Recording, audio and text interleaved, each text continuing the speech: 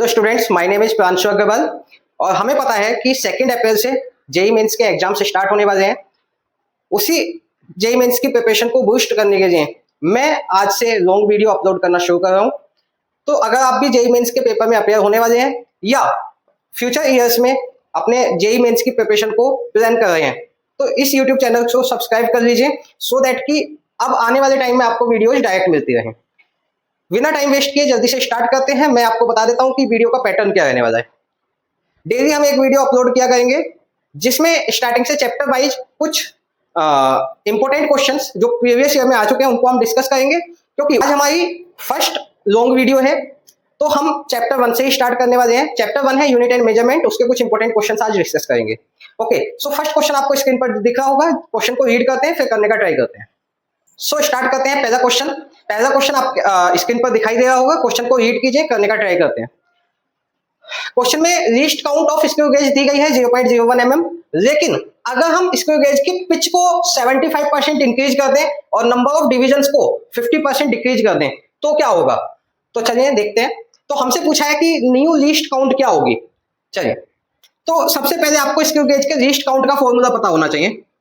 तो least count of screw gauge होता है pitch upon number of division on circular scale. Circular scale पर कितने डिवीजन हैं। केस 1 में हमें लीस्ट काउंट दी है 0.01 mm और हम उस समय पिच मान लें P और नंबर ऑफ डिविजन्स मान लेते हैं N। अब केस 2 में हमसे बोला है कि पिच को 75% इंक्रीज कर दें तो लीस्ट काउंट क्या होगा। तो लीस्ट काउंट देखते हैं। पिच का फिर से लीस्ट काउंट का फॉर्मूला क्या होगा, pitch upon number of divisions on circular scale. Pitch पहले P थी लेकिन अभी 75% इंक्रीज कर दिया है, तो 75% इंक्रीज करेंगे तो कितना होगा, 0.75 P ऐड हो जाएगा। पहले नंबर ऑफ डिविजन्स n थे लेकिन 50% डिक्रीज हो गए हैं तो 50% डिक्रीज करेंगे 0.5 ऑफ n। इसको अगर सोल्व करें तो ये बनेगा 1.75 P अपॉन 0.5 ऑफ n। दोनों को सोल्व करने का ट्राई करते हैं। तो ये बना 175 upon 50 into P upon n। P upon n की वैल्यू हमें दी गई है पहले से ही 0.01 और जब हम इसको डिवाइड करेंगे तो डिवाइड करके आएगा 3.5 इंटू 0.01, जिसको सोल्व करें तो बनेगा 35 इंटू 10⁻³ mm। यही हमारा आंसर है। हमसे पूछा था कि न्यू लीस्ट काउंट क्या होगी, तो न्यू लीस्ट काउंट होगी 35 इंटू 10⁻³ तो 35 इंटू 10⁻³, तो आपका आंसर 35 होना था। आई होप कि क्वेश्चन समझ आ गया होगा। अगर आप नोट डाउन करना चाहते हैं तो नोट डाउन कर लीजिए वीडियो को पॉज करके। और अब न्यू क्वेश्चन की तरफ मूव करते हैं। देखिए, हमने 2025 से 2020 के सभी क्वेश्चंस को लिया है। हमारे क्वेश्चन पिक करने का तरीका यह है कि किसी भी शिफ्ट का एक पेपर लिया है और उसमें यूनिट एंड मेजरमेंट से जितने भी क्वेश्चंस आए हैं उसको यहाँ हम डिस्कस करने वाले हैं। कुछ टॉपिक्स ऐसे भी हैं जो पहले सिलेबस में थे लेकिन अभी कट गए हैं। मैं उसका भी क्वेश्चन आपको लगा देता हूँ, अगर आप करना चाहते हैं किसी और एग्जाम की प्रिपरेशन के लिए तो आप कर सकते हैं। सो इस क्वेश्चन में हमें दिया गया है कि हम एक एक्सपेरिमेंट में कॉन्वेक्स लेंस की फोकल लेंथ को फाइंड आउट करना चाहते हैं और हमें U यानी कि ऑब्जेक्ट डिस्टेंस और V मींस इमेज डिस्टेंस पता है। तो बताइए कि क्या मैक्सिमम एरर आ सकता है फोकल लेंथ को मेजर करते समय। तो समझते हैं। हम जब भी फोकल लेंथ को मेजर करेंगे तो हमारे पास फॉर्मूला क्या होता है, 1/f = 1/v - 1/u। अगर मुझे एरर फाइंड आउट करना है तो मैं इसको ऊपर लिख सकता हूं। मैं लिख सकता हूं f की पावर -1, v की पावर -1, u की पावर -1। अगर हम इसको एरर में कन्वर्ट करें तो आपको पता होगा, अगर आपने एरर टॉपिक पढ़ रखा है तो आपको पता होगा कि इसको डिफरेंशिएट करके फाइंड आउट किया जा सकता है। तो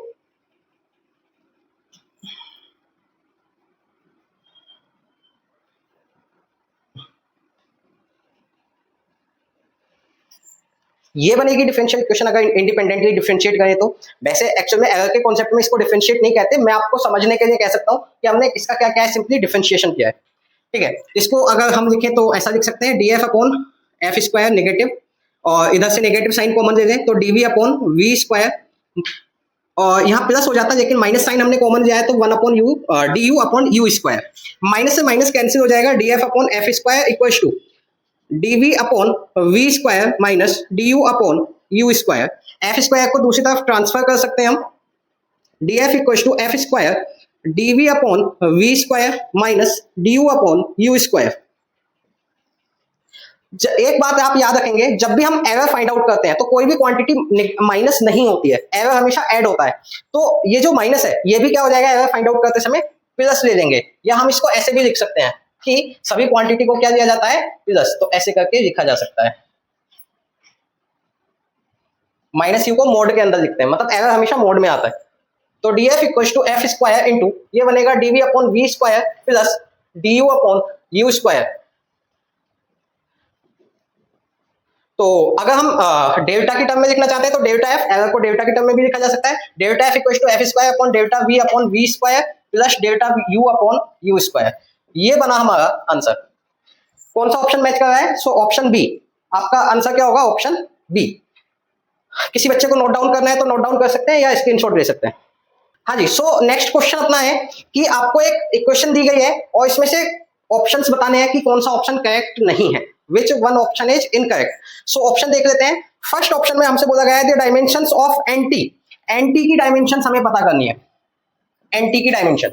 चलिए, तो अगर आपके फिजिक्स के कॉन्सेप्ट क्लियर है, डायमेंशन आपने अच्छे से पढ़ रखा है, तो आपको पता होगा कि साइन के एंगल में जो भी चीजें होती हैं वो सब डायमेंशन लेस होती हैं, ठीक है। तो कह सकते हैं कि dimensions of 2 pi n t upon lambda equals to mgo lgo tgo, yes और नो।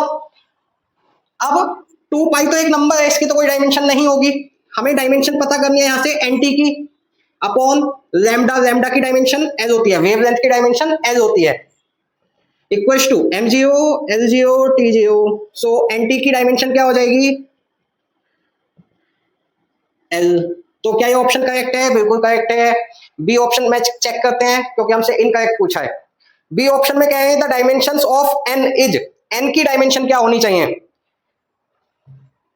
सो एन की डायमेंशन हमसे पूछी है, तो इसी को आगे कंटिन्यू कर दें, नीचे कर देते हैं। एन और टी की डायमेंशन टी होगी क्योंकि टी टाइम दिया है, एल टी इधर जाएगा, तो एन की डायमेंशन आ जाएगी L t minus one. It means की बी ऑप्शन भी करेक्ट है, लेकिन हमें तो इनकरेक्ट छांटना है। चलिए सी ऑप्शन देख लेते हैं। सी ऑप्शन में बोला गया है the dimension of n by lambda, n upon lambda की डायमेंशन क्या होगी। तो एन अपॉन लैम्डा की डायमेंशन अगर हम देखें तो एन की dimension l t minus one और लैम्डा की डायमेंशन एल, एल से एल कैंसिल, क्या बची टी माइनस वन। इन्होंने कितना दिया है ऑप्शन में, तो ऑप्शन में दिया है टी, तो इट मीन्स की ऑप्शन सी इनकरेक्ट हो गया। एन बाई लैम्डा की डायमेंशन टी माइनस वन आई है, जबकि इनके अकॉर्डिंग टी आनी चाहिए, तो इनका ऑप्शन इनकरेक्ट है। तो इस क्वेश्चन का आंसर क्या होना चाहिए, ऑप्शन सी। अगर किसी बच्चे को नोट डाउन करना है तो नोट डाउन कर लीजिए, स्क्रीनशॉट देना है स्क्रीनशॉट दे दीजिए। सो नेक्स्ट क्वेश्चन की बात करें, अगर नेक्स्ट क्वेश्चन आपकी स्क्रीन पर है, नेक्स्ट क्वेश्चन में हमसे बोला गया है the speed of a wave, wave की जो स्पीड है वो इस फॉर्मूला के थ्रू हमें दी गई है, जहां पर लैम्डा वेवलेंथ है और g acceleration due to gravity है, density rho is the density of water. So हमें पता करना है ए बी सी की वैल्यूज क्या होंगी। सो देखते हैं क्या कर सकते हैं इसमें। तो अगर इस तरीके का कोई भी क्वेश्चन आपको दिखता है, बहुत सारे डायमेंशन अप्लाई कर दीजिए। वी वेलोसिटी की डायमेंशन क्या होती है, l t minus one, lambda की डायमेंशन एल, जी की dimension l t minus two, और रो की डायमेंशन, रो माने डेंसिटी की dimension m l minus three. JEE की तैयारी कर रहे हो, डायमेंशन तो याद होंगी। अगर यहां से हम इसको सोल्व करें तो क्या बनेगा, m की पावर c, l की power a plus b minus three c and t की पावर माइनस टू सी। यहां से देख रहे हैं m की पावर c, l की पावर a, l की पावर b, तो a plus b minus three c और t की power minus two b, sorry minus two b. Okay अच्छा, यहाँ पर m मिसिंग है तो m की पावर जीरो मान सकते हैं। अगर कंपेयर करें तो c की वैल्यू क्या मिलेगी, जीरो, और माइनस टू बी की वैल्यू माइनस वन होगी, b की वैल्यू आ जाएगी 1/2। और अगर हम देखें तो a plus b minus three c equals to क्या मिलने वाला है, 1। यहां से कंपेयर करें तो l की पावर को, तो a की वैल्यू फाइंड आउट करनी है, b की वैल्यू 1/2 माइनस थ्री, c की value 0 equals to 1। So a plus 1/2 equal to 1, a equal to 1 minus 1/2 कितना मिलेगा, ए की वैल्यू मिल गई 1/2। सो कौन सा ऑप्शन मैच किया, ऑप्शन नंबर ए क्या है 1/2 comma 1/2 comma 0 1/2 1/2 0। So option number A is correct option. Okay, अगर किसी को नोट डाउन करना है तो नोट डाउन कर लीजिए, स्क्रीनशॉट ले लीजिए, फिर आगे बढ़ते हैं। ओके, सो नेक्स्ट क्वेश्चन में हमें लिस्ट काउंट पूछी है। लिस्ट काउंट के लिए कुछ डेटा गिवन है। डेटा क्या गिवन है कि 20 डिविजन्स पर सेंटीमीटर मेन स्केल पर है, मतलब मेन स्केल के 1 सेंटीमीटर में कितने डिविजन्स है, 20 डिविजन्स। तो 1 मेन स्केल डिवीजन की वैल्यू क्या हो जाएगी, एक डिवीजन की मेन स्केल पर एक डिवीजन की वैल्यू कितनी हो जाएगी, तो 1 सेंटीमीटर में 20 है तो 1 की हो जाएगी 1/20 सेंटीमीटर, मेन स्केल डिवीजन की वैल्यू आ गई। ठीक है, अब आगे बोला है कि वर्नियर स्केल पर कितने डिवीजन है, टोटल 50 डिवीजन हैं, जिसके अकॉर्डिंग वर्नियर स्केल का 25th डिवीजन मेन स्केल के 24 डिवीजन के इक्वल है। ये कंडीशन गिवन ही होगी हमेशा लिस्ट काउंट के कंडीशन में। दो मेन स्केल और वर्नियर स्केल के दो डिवीजन एक दूसरे के इक्वल होते ही हैं। यहाँ पर वर्नियर स्केल का 25th और मेन स्केल का 24th दोनों एक दूसरे के इक्वल हैं। तो मेन स्केल वाले डिवीजन को हम m मान लेते हैं और वर्नियर स्केल वाले को n मान लेते हैं। अब सीधे एक फॉर्मूला याद कर लो, लीस्ट काउंट का फॉर्मूला होता है वर्नियर स्केल के लिए 1 minus m/n into MHD, 1 MHD मतलब 1 मेन स्केल डिवीजन। तो 1 माइनस m की वैल्यू है 24/25 इंटू 1 MHD की वैल्यू 1/20 सेंटीमीटर। इसको एलसीएम लेके सोल्व करेंगे तो 1/25 1/20 सेंटीमीटर क्या मिलेगा, तो 1/500 1/500 को सोल्व करेंगे तो कितना मिलेगा 0.002 सेंटीमीटर। कौन सा ऑप्शन मैच किया, तो option number C, option number C match किया है। ओके, तो आई होप कि क्वेश्चन समझ आ गया होगा। किसी बच्चे को नोट डाउन करना है नोट डाउन कर लीजिए, स्क्रीनशॉट लेना है स्क्रीनशॉट ले लीजिए। ओके, नेक्स्ट अभी जो क्वेश्चन हमने किया है ये 2022 में पूछा गया था। अभी एक क्वेश्चन और 2022 में पूछा गया है, आपको स्क्रीन पर दिखाई दे रहा होगा, लेकिन इस क्वेश्चन में हमसे रीडिंग पूछी है और अब रीडिंग वाले जो क्वेश्चंस हैं वो हमारे सिलेबस में नहीं है। ये 2022 23rd का जो न्यू अपडेटेड सिलेबस आया था उसमें ये टॉपिक कैंसिल्ड था। अगर आप बच्चे फिर भी इस क्वेश्चन की प्रैक्टिस करना चाहते हैं तो प्रैक्टिस कर सकते हैं, इसलिए मैंने स्क्रीन पर लगा दिया है, लेकिन मैं नहीं करवा रहा हूँ। चलिए नेक्स्ट क्वेश्चन की तरफ बढ़ते हैं। यस, नेक्स्ट क्वेश्चन भी आपको स्क्रीन पर दिखाई दे रहा होगा। ये क्वेश्चन 2021 में आया है, लेकिन यहाँ भी रीडिंग पूछी गई है जो कि हमारे सिलेबस में अगेन नहीं है। नेक्स्ट क्वेश्चन देखते हैं। ओके, सो नेक्स्ट क्वेश्चन भी 2021 में ही आया है। क्वेश्चन आपकी स्क्रीन पर है, जल्दी से रीड कीजिए। क्वेश्चन में बोला गया है कि जो P है, P क्वांटिटी है, P का फॉर्मूला है EL², m की पावर -5 g की पावर -2, जहां पर E क्या है, एनर्जी है, L क्या है, एंगुलर मोमेंटम है, मास m मास है और G ग्रेविटेशनल कांस्टेंट है। तो हमें बताना है P की डायमेंशन क्या होगी। चलिए P की डायमेंशन फाइंड आउट करने की कोशिश करते हैं। ओके, सो RHS में सभी की डायमेंशन पुट करेंगे। एनर्जी की डायमेंशन क्या होती है, mL2T-2। L क्या है, L एंगुलर मोमेंटम है, एंगुलर मोमेंटम की क्या होगी, तो एंगुलर मोमेंटम का फॉर्मूला होता है mvr, तो mLT-1L, तो ये हो जाएगी mL2T-1, mL2T-1। L की डायमेंशन, m क्या है, मास है, मास की डायमेंशन m होती है की पावर -5। जी क्या है, ग्रेविटेशनल कांस्टेंट है, तो जी का डायमेंशन देख लेते हैं। जी का डायमेंशन किसके ऊपर होगा, FR² के, तो mLT-2 साथ में L2/m2। अगर इसको सोल्व करेंगे तो कितना बनेगा, जी की डायमेंशन आ जाएगी m की पावर -1, L की पावर 3 और T-2। ये सभी की डायमेंशन मैंने पुट कर दी। अब इसको सोल्व कर देते हैं। m की पावर, अच्छा यहाँ पर हम पावर्स पुट करना भूल गए। L की पावर 2 है, m की पावर -5 है, g की पावर -2 है, तो m की पावर 1 m की पावर 2, तो +2 m की पावर -5 m की पावर +2, क्योंकि माइनस माइनस प्लस हो जाएगा। वैसे ही L की पावर 2, L की पावर 4, L की पावर -6, वैसे ही T की पावर -2, T की पावर -2, T की पावर +4। अगर इसको सोल्व करेंगे तो m की पावर 0, L की पावर 0, T की पावर 0 आपको मिल जाएगा। क्वेश्चन बहुत इजी आया है, इस चैप्टर से कोई डिफिकल्ट क्वेश्चन नहीं आया है। आई होप ये क्वेश्चन भी आपको समझ आ गया होगा। मेनली अगर इस चैप्टर के क्वेश्चंस आपको अच्छे से प्रैक्टिस करने हैं या आप चाहते हैं कि जेईई मेंस में एक भी क्वेश्चन ना छूटे आपका, तो आपको डायमेंशंस पता होनी चाहिए मैक्सिमम क्वांटिटीज की, और वर्नियर कैलिपर्स या स्क्रू गेज की लिस्ट काउंट कैलकुलेट करना आना चाहिए। दोनों का फॉर्मूला दोनों के क्वेश्चन में यहाँ करवा चुका हूँ। आगे देखते हैं नेक्स्ट क्वेश्चन क्या है। क्वेश्चन में बोला गया है कि v स्पीड है, एरिया a है, फोर्स f है। हम इनको फंडामेंटल यूनिट्स मान के चल रहे हैं। अभी तक हम फंडामेंटल यूनिट्स मास, लेंथ और टाइम जो बाकी है मेन 3 है mlt, इनको ही फंडामेंटल यूनिट मान के चलते हैं। लेकिन यहाँ हमसे दूसरी क्वांटिटी को फंडामेंटल यूनिट मानने को बोला गया है। क्या बोल रहे हैं? स्पीड, एरिया और फोर्स, इनको फंडामेंटल क्वांटिटीज मानिए। तो बताइए यंग्स मॉडुलस का फॉर्मूला क्या होगा? यंग्स मॉडुलस का फॉर्मूला क्या होगा, फाइंड आउट करने का कोशिश करते हैं। सो मान लेते हैं Young's modulus y equals to, हमें किस किस की टर्म में दिया है? तो फोर्स की टर्म में, एरिया की टर्म में, और साथ में थर्ड क्वांटिटी क्या दी है? Force, area and velocity. इनकी पावर a b c मान लेते हैं। ठीक है, किसी को अगर फंडामेंटल क्वांटिटीज माननी हो तो क्वेश्चन इस तरीके से सोल्व किया जा सकता है। अब क्या करना है? बोथ साइड डायमेंशंस पुट कर देनी है। यंग्स मॉडुलस की डायमेंशन क्या होगी? तो m l-1 t-2, फोर्स की mlt-2 की पावर a, एरिया की L2 की पावर b, वेलोसिटी की lt-1 की पावर c।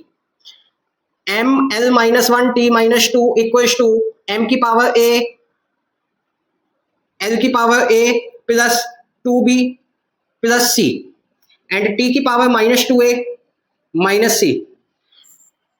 अब कंपेयर कर लेते हैं तो a की वैल्यू कितनी आ जाएगी? 1, और -2 equals to -2a minus c, ये माइनस c है यहाँ पर। तो यहां से अगर देखें तो -2 इक्वल्स टू -2, a की वैल्यू तो 1 है, माइनस c, इसको अगर सोल्व करें तो c की वैल्यू मिलेगी हमें 0। और अगर आगे देखें तो a plus 2b plus c equals to क्या मिलेगा? -1। तो a की वैल्यू है 1, 2b की वैल्यू पता करनी है, c की वैल्यू है 0 equals to -1, 2b equals to मिलने वाला है हमें -2, तो b इक्वल्स टू मिलेगा -1। सो यंग्स मॉडुलस का फॉर्मूला क्या बनेगा? f की पावर a मींस 1, एरिया की पावर b माने -1, और वेलोसिटी की पावर c माने 0। कौन सा ऑप्शन मैच किया? C option. So C option is correct answer. Okay, next question 2020 में आया है। इसमें भी आपसे लेंथ ऑफ द सिलेंडर यानी कि वर्नियर कैलिपर्स का यूज करके आपको रीडिंग फाइंड आउट करनी है, जो कि हमारे सिलेबस में नहीं है। आप लोग प्रैक्टिस करना चाहते हैं, सभी क्वेश्चन मैंने यहाँ लगा दिए हैं। फिर बता रहा हूँ क्वेश्चन पिक करने का तरीका क्या है कि हमने 2020 से 2025 तक